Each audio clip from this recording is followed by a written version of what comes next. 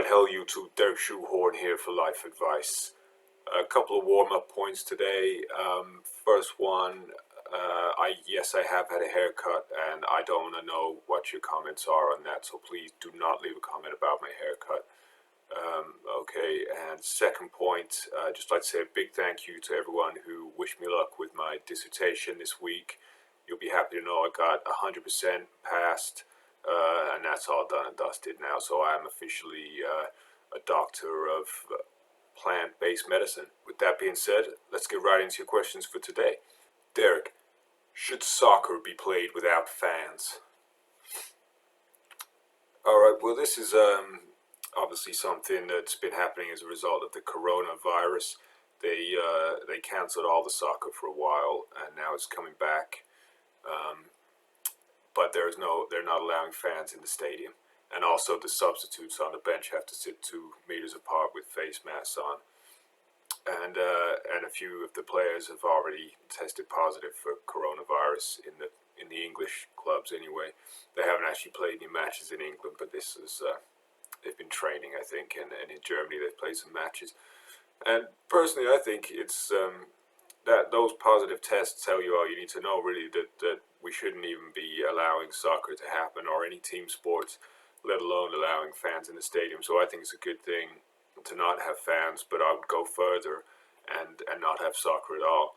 And these days, I don't know if you've ever played on one of these video games. I don't play video games, but I've seen it like on I think it's called FIFA.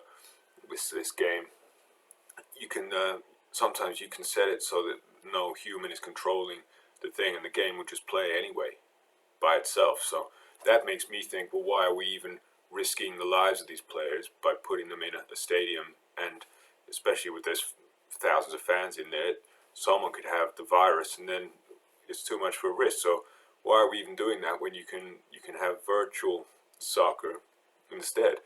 And it's actually better, because if you think about it, that way you can have superhuman performances. You could program it so that the players are just doing absolutely ridiculous stuff that no human being could ever do, and without the risk of them having to take performance-enhancing drugs or anything like that.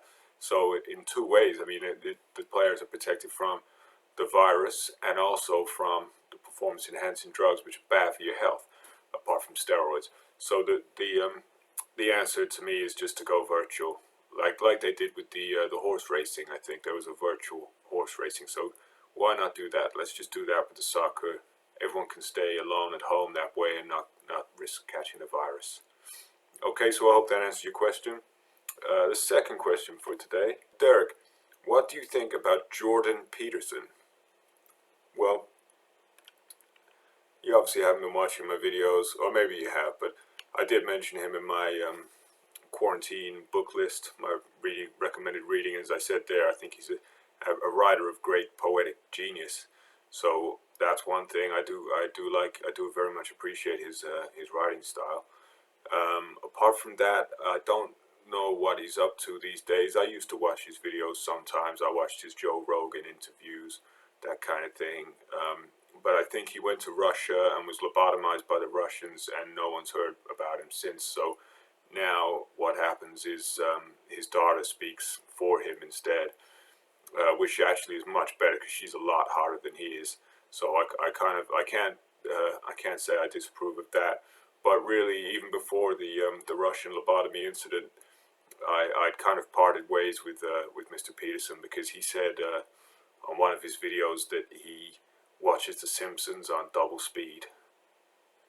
So I couldn't really go with that. I'm like, yeah, I'm with you up to this point with the whole planning your life and being a Christian thing. I was totally into all of that.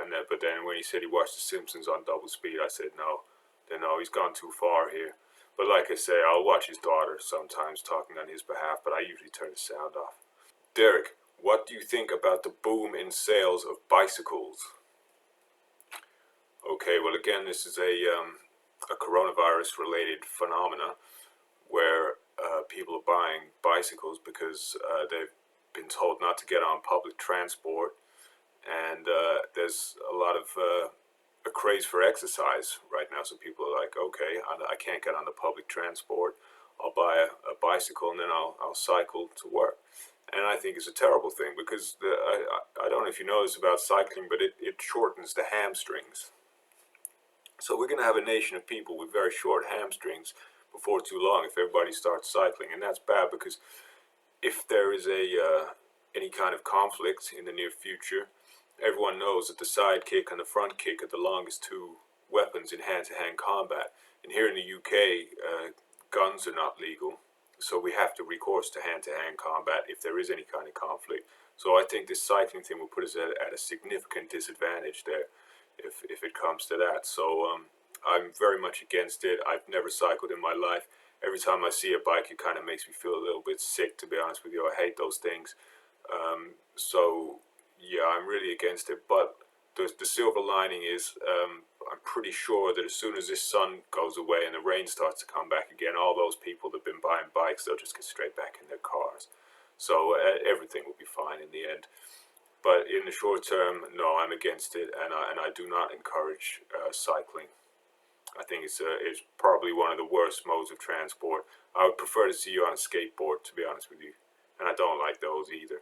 Okay, so it's great to be back, guys. Leave your questions in the comments and keep growing. I'll see you in the next video.